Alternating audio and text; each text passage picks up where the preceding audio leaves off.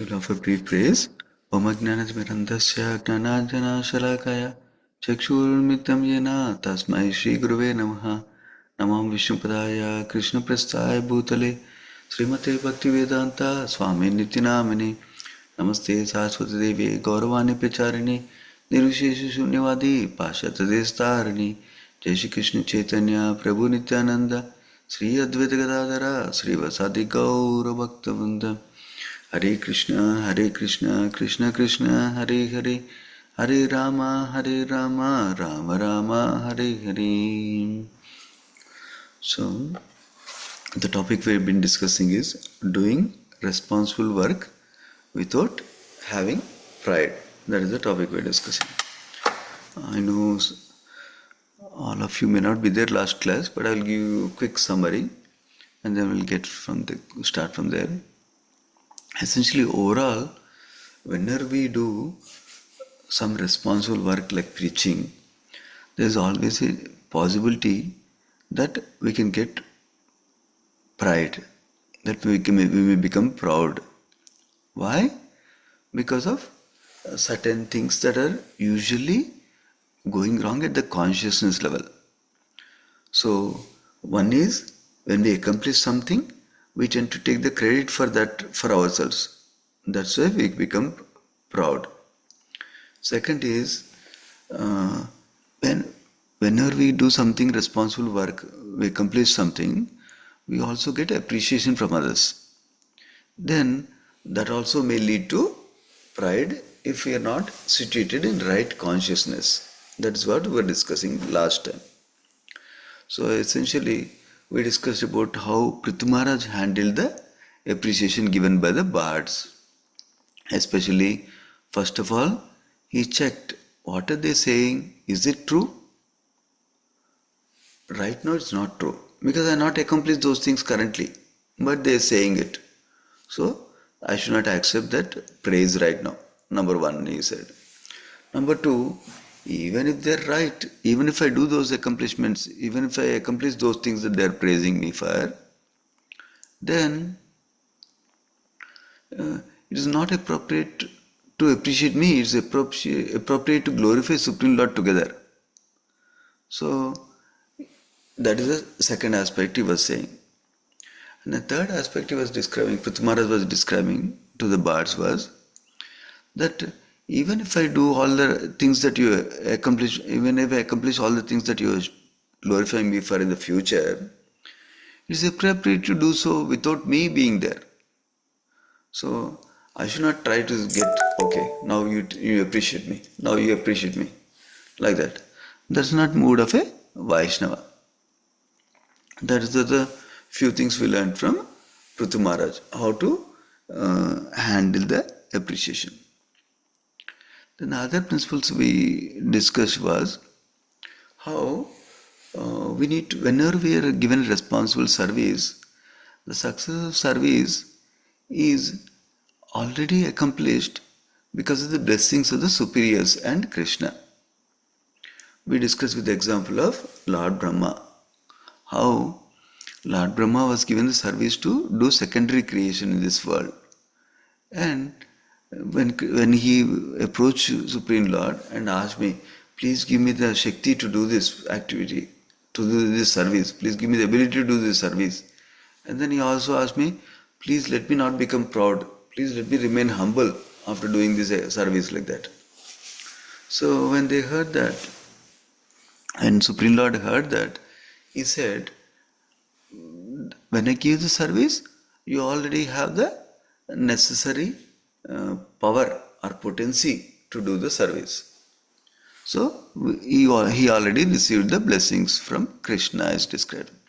Similarly, when we receive a service from our superiors and when we do that responsible work, then we'll receive the blessings to accomplish the service also.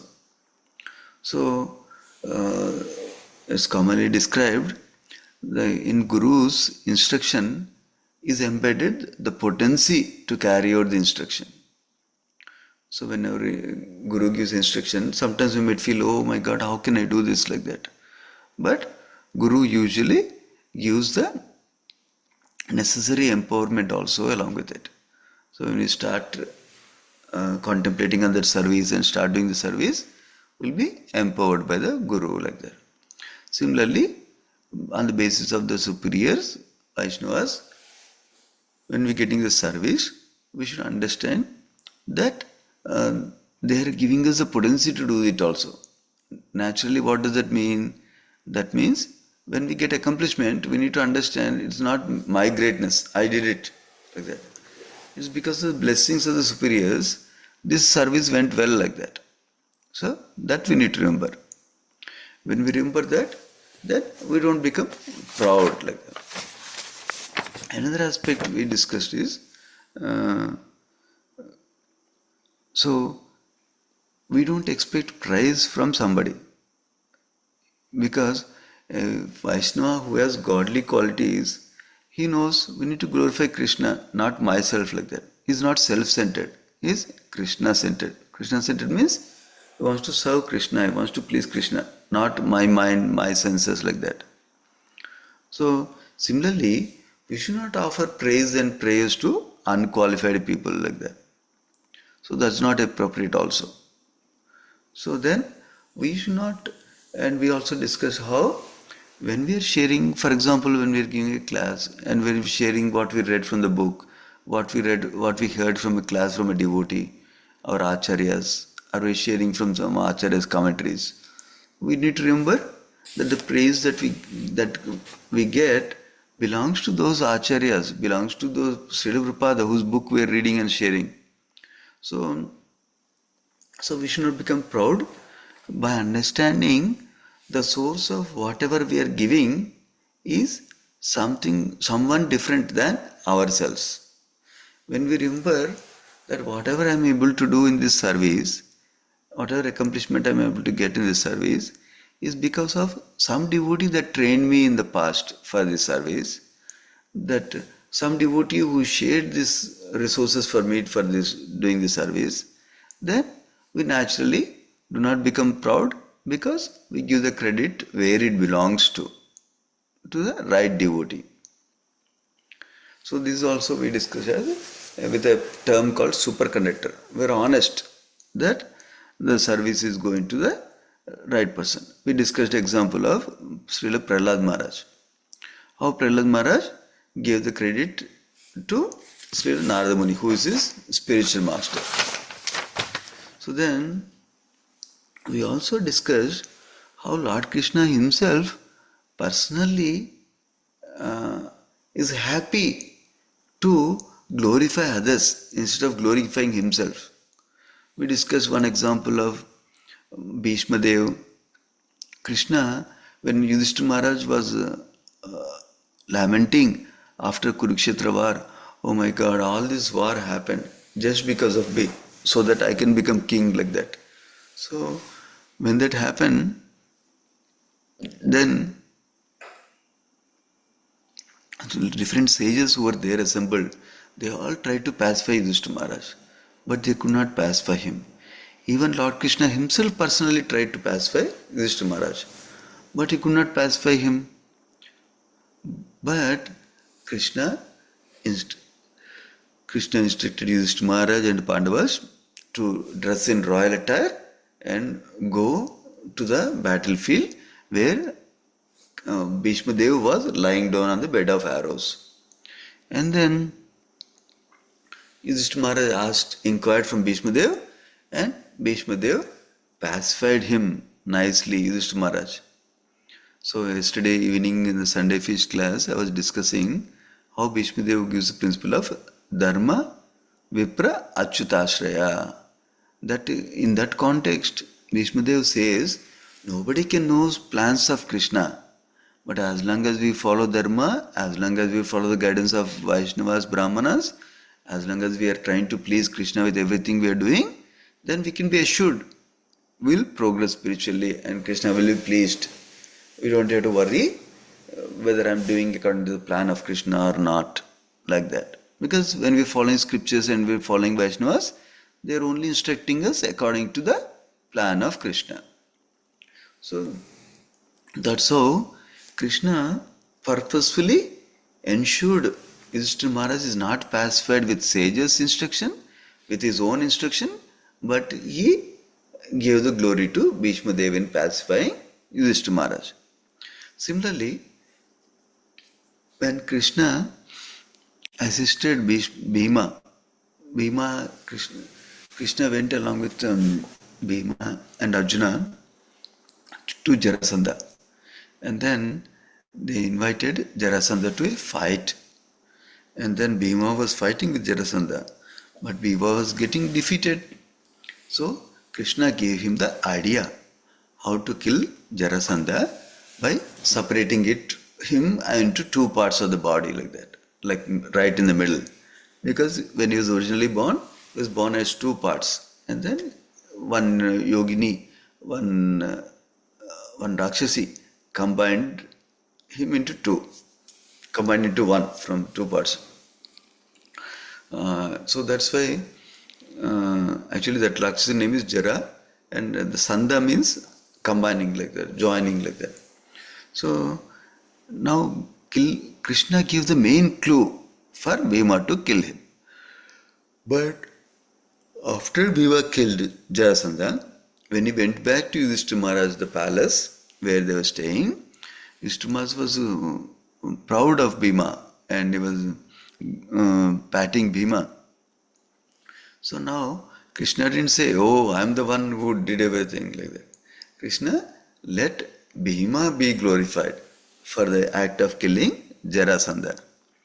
Similarly, in Bhagavad Gita we hear how Krishna describes in the 11th chapter, I think, 10th chapter, 11th chapter. So, where he tells Arjuna, "Oh, my dear Arjuna, I have already killed all these warriors. You just act as instrument and collect the glory," like that. So, he gave the glory to Arjuna in actually winning the war, in fighting all the soldiers like that, all the great warriors. So in this way, Krishna is a famous Lord who gives credits to others. So we can learn from this quality of Krishna how we can also deflect the glories to others like that. In this context, we also discussed how when we say Premadhavani prayers or when we offer obeisance to others, we say all glories to Guru Maharaj, all glories to Srila Prabhupada, all glories to all assembled Vaishnavas like that. When we are saying those, that we can consciously cultivate the mood that whatever glories in doing, whatever I am doing, actually belongs to other devotees, other acharyas like Srila Prabhupada. We need to always remember that. Then we will not go into the zone of becoming proud like that. And then whenever we are doing any responsible work, we are doing the work in the mood of an instrument, in the mood like a peon, postal peon. So even great gurus in our movement, they consider themselves like peon. Remember Srila Prabhupada used to say, "I am like a postal peon." Postal peon, what does he do? He gets the letter from post office and passes it as a message to you without opening the letter, without seeing, without changing any contents of the letter like that. Similarly, when we are doing any kind of preaching activity, we are also acting like a postal peon for our guru and devotees. That means we are sending the message of Krishna for them. Actually, Krishna gave these messages for everybody's benefit. All we are doing is we are showing it before them. The Bhagavad Gita, Srimad Bhagavatam or some other book of Prabhupada. We are showing it to them. So, we are being an instrument in the hands of our acharyas and Vaishnavas like that. So, so those are the few things we discussed about pride, and a couple of things I added just now. So, how to not become proud. Okay. Then we'll also discuss how, if somebody is a karma yogi, or how do we do what is the art of doing work, where we consider all work as God's work, and we are seated in the mood of servant of God, servant of Krishna. We work sincerely and dedicatedly as best as we can. So, as a in the role of a servant. So, but if some fruits come, some results come from that sincere work, we hand over them to Krishna. Krishna, this belongs to you, is for your enjoyment, not for my enjoyment. Like that. That is the mood of a servant. To, to understand this principle that we are servant of Krishna, we can see some mundane example. For example, there is a landlord. Then, or even in this current context, let us say there is a homeowner and they have a small piece of land where they can cultivate uh, flowers, for example, flower plants, for example. Then, let us say they give the job to a landscaping company. They'll give a company to, or they give a job to a gardener who comes and helps him out.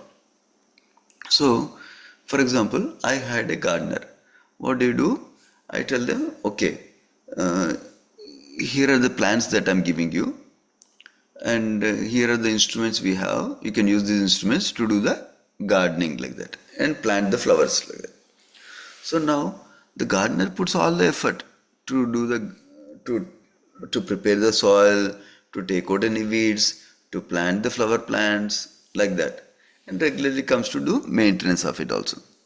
So now when the flowers come, he cannot say all the flowers belong to me because I prepared the soil, I took out all the weeds, I planted the flower plants, so and I maintained them regularly by coming and visiting. So all the flowers that came out as a result of my work belong to me. He cannot say that because I gave him all the resources and I own the land currently as a custodian. So naturally, the flowers belong to me like that. So, at least for the time being, to utilize in service of Krishna.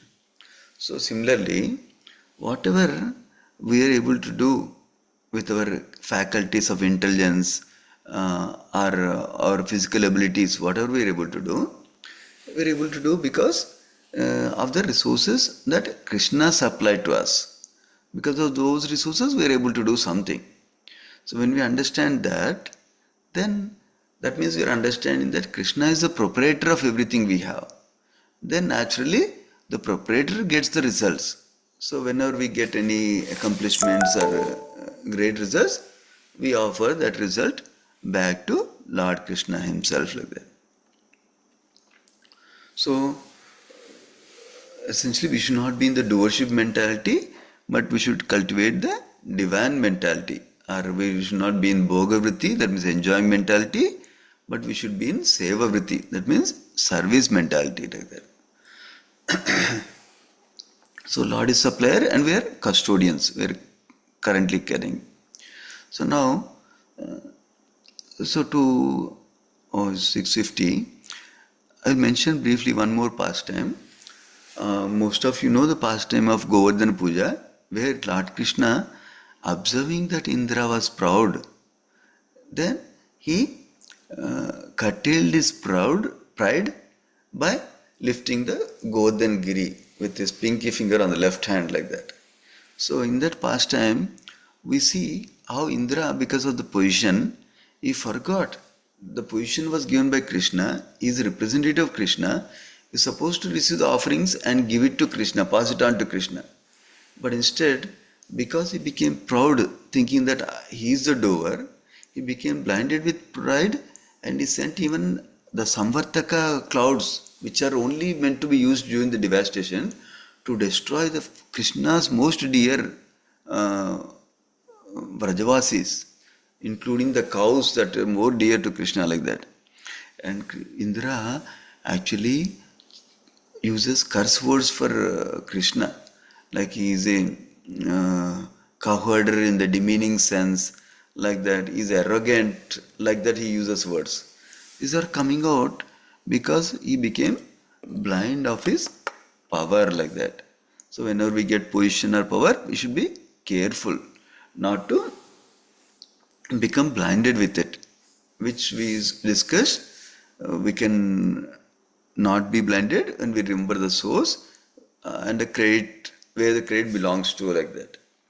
So now, let's say uh, God has a nice way of teaching people. If somebody is proud, he'll make them humble. If somebody is humble, he can give them opportunities to become proud, so that they learn the right lesson to go back to him. I'll pause here. It's 6:52 already. Yeah, you can share anything you understood from today's session that you can apply in your life.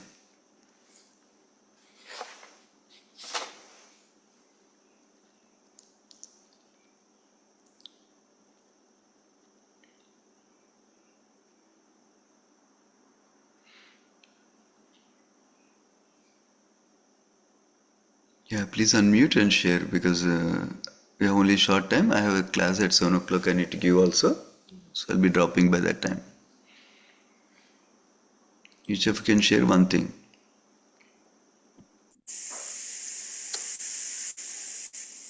Hare Krishna Prabhuji. Thank you for the class. So, like what I got from this class is we should know that we are not the proprietor. Krishna is the provider. We are just the custodian. And like a guru's words has the potency. So, only because of that we are able to serve. We should know that fact and be humble and not like blindly accept the praises and yeah and offer that to the Krishna or the gurus who are giving that instruction. Only because of that we will, like, we are able to do the service. Hmm. So, and all the other examples, how Krishna like showed, like as an example. So he, all the different things you told, Prahlad Maharaj and Yudhishthir Maharaj. Hmm. So yeah, Bhima. So all that examples. Very Yeah. nice, Mati. Thank you.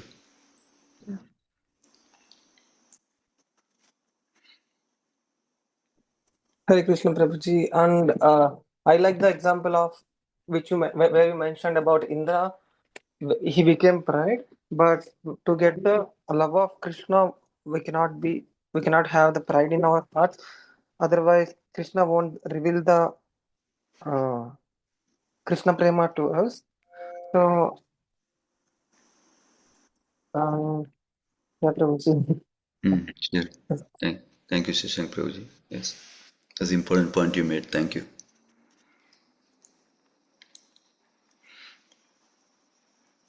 Hare Krishna Prabhuji, Danot Pranam. Hare Krishna I Prabhuji. Then the front Prabhu. All goes to I Prabhu. couldn't I couldn't hear fully. No problem. Shalini Mataji called me in between. Sure, Prabhu. Just I remember once, but I understand little bit the pride, the false ego. Hmm. Uh, when we are given some service, it may become the reason of pride also.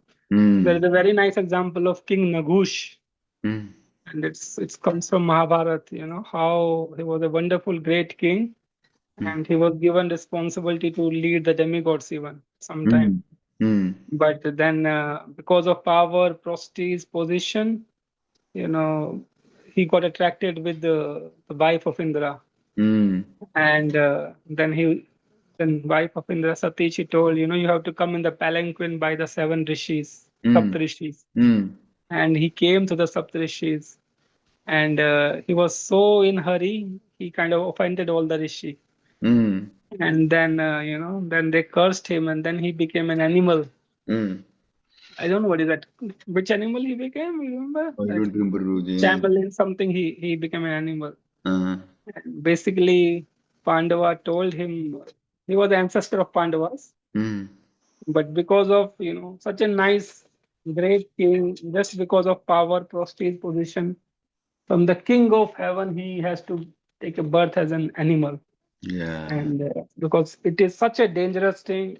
if it is not properly consciousness is not there, and if we become proud, the very first thing happened, we offend others people.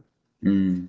We started to offend, consider we are thinking we are superior than others, Mm.